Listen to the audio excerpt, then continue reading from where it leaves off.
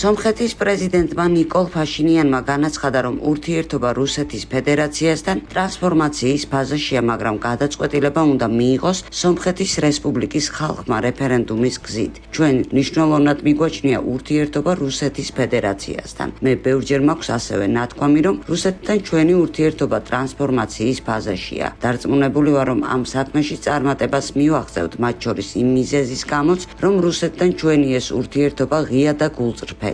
ჩვენ ამ ურთიერთობაში ბნელი კუთხეები არ დაგვიტოვებია, არაფერი დაგვიმალავს. ტრანსფორმაცია იქნება გარდაუვალი, ხოლო გადაწყვეტილება ამის შესახებ ბუნებრივია უნდა მიიღოს სომხეთის რესპუბლიკის ხალხმა რეფერენდუმის გზით. რა მომენტში შედგება ეს რეფერენდუმი, ასევე არსებითი საკითხია, განაცხადა ფაშინიანმა.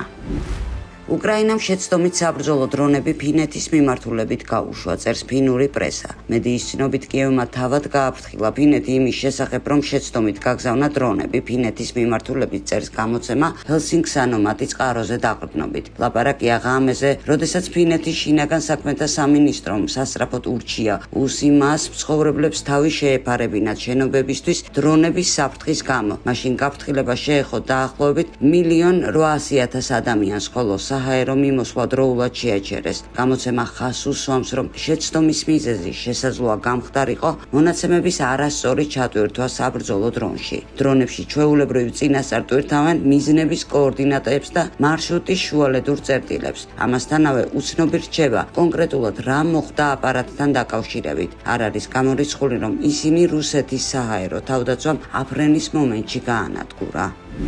პოლონეთის პრეზიდენტის კაროლ ნავროცკის თქმით, უკრაინა არ შეესაბამება ევროპული ოჯახის ღირებულებებს ბანდერლების ჰეროიზაციის გამო. მე ამას უკიდურესად კრიტიკულად ვაფასებ. ეს ადასტურებს იმას, რომ ისინი ვინც ამტკიცებდა, რომ უკრაინა ევროკავშირში უნდა მიეღო უპირობოდ, ღრმად ცდებოდნენ. სამწუხაროდ პრეზიდენტმა ზელენსკიმ აჩვენა, რომ უკრაინა მენტალური დამოკიდებულებების და უკრაინის ამბოხებულთა არმიის ბანდიტების და მკვლელების განდიდების თვალსაზრისით ჯერჯერობით არ არის მზად იმისთვის, რომ ევროპული ოჯახის წევრი გახდეს. ევროპულ ოჯახში დაუშვებელია იმ ბანდიტების და მკვლელების გმირებად გამოცხადება, რომლებიც კლავენ ქალებს და ბავშვებს, ანადგურებენ პოლონელებს. ევროპულ ოჯახში არ შეიძლება მსგავსი დამნაშავეების განდიდება, უკრაინის ამბოხებულთა არმიის განდიდება, განაცხადა ნავროცკიმ.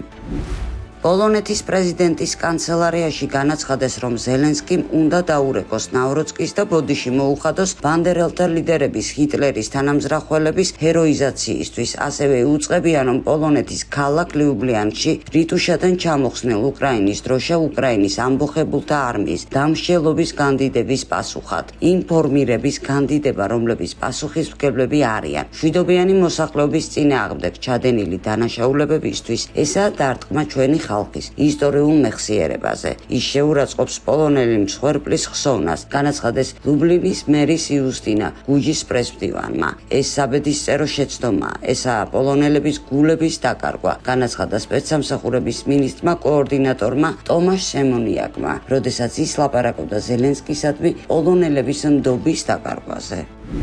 კალაშნიკოვმა ახალი ჩქაროსნული დრონის კატ-220-ის მიწოდებები დაიწყო. აპარატი შექმნილია SCAT 350M-ის მოდელის ბაზაზე, მაგრამ უფრო კომპაქტური და მსუბუქია. ის 12 კილოგრამს იწონის და მისი ფრთათაშორისი განი 2 მეტრია. ნაკლები ზომის გამო დრონ შეუძლია 160 კმ/სთ-მდე სიჩქარის განვითარება. ამასთანავე მას აერში ყოფნა 150 წუთზე მეტხანს შეუძლია. მას უშვებენ კატაპულტით და ადაპტირებულია პარაშუტულ დაშვებასთან. კონცერტში აღნიშნავენ, რომ ახალ უპილოტო ხრინავ აპარატს სხვადასხვა სფეროში იყენებენ. ესენია დაცვა და უსაფრთხოების უზრუნველყოფა, ბუნების დაცვა, სოფლის მეურნეობა, ნავთობ-ენერგეტიკული კომპლექსის ობიექტების მონიტორინგი, სატრანსპორტო ინფრასტრუქტურა, ელექტროგადამცემი ხაზები. რუსეთის უშიშროების საბჭოს თავმჯდომარის მოადგილე დიმიტრი მედვედევმა სომხეთის პრემიერ-მინისტრის ნიკოლ ფაშინიანის რეფერენდუმისკენ მოწოდებამ რუსი რევოლუციონერის ლევ ტროცკის ფორმულა გაახსენა. რეფერენდუმის ჩატარებაზე ლაპარაკისას თუ რომელ ინტეგრაციულ გაერთიანებაში უნდა იყოს სომხეთი, ევრაზიის ეკონომიკურ კავშირში თუ ევროკავშირში, მან გამოიყენა ლევ დავიდოვიჩის ლეგენდარული ფორმულა: არც ომი, არც მშვიდობა, არმია კი უნდა დაიშალოს. ზუსტად ასე. არაფერს გადავწყვეტ რეფერენდუმზე, ვიდრე ევროკავშირში არ დაგვიძახებენ. შემდეგ კი ბუნებრივია გავიქცევით ევროპაში, მაგრამ მანამდე გამოვიყენებთ ევრაზიული ეკონომიკური კავშირის ყველა შეღავას და მოხერხებულად გავაკეთებთ ფულს რუსეთის და კავშირის სხვა ქვეყნების ხარჯზე. ყოჩახ, რა თქმა უნდა, მაგრამ ცუდი არ იქნება იმის გახსენება, თუ რა გამოიწვია ამ ცნობილმა ფორმულამ. ბრესტის მშვიდობა მაინც გაფორმდა, მაგრამ ბევრად ცუდ პირობებზე და ტროცკის გზაც ძალიან ტრაგიკულად დასრულდა, განაცხადა მედვედევმა.